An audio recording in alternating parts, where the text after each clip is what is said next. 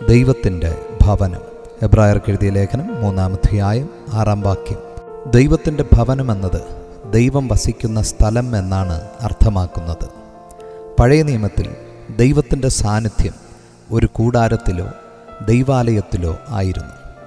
എന്നാൽ പുതിയ നിയമത്തിൽ നാമാണ് ദൈവത്തിൻ്റെ ഭവനം. ഈ ഭവനത്തിൻ്റെ അധികാരം കർത്താവായ യേശുക്രിസ്തുവിനാണ്. 1 കൊരിന്ത്യർ 3-ാം അധ്യായം 16-ാം വാക്യം. നിങ്ങൾ ദൈവത്തിൻ്റെ മന്ദിരം എന്നും ദൈവത്തിൻ്റെ ആത്മാവ് നിങ്ങളിൽ വസിക്കുന്നു എന്നും അറിയുന്നില്ലയോ എന്ന് കാണുന്നു. അതിനാൽ ഹൃദയമാണ് ദൈവത്തിൻ്റെ വാസസ്ഥലം എന്ന് മനസ്സിലാക്കാം. നമ്മുടെ ജീവിതമാണ് ദൈവത്തിൻ്റെ ആലയം. നാം ദൈവത്തിൻ്റെ ഭവനമാകണമെങ്കിൽ അതിന് വ്യവസ്ഥയുണ്ട്. നാം വിശ്വാസത്തിൽ ഉറച്ചു നിൽക്കണം. പ്രത്യാശ വിട്ടുകളയരുത്. ധൈര്യം നഷ്ടപ്പെടുത്തരുത്.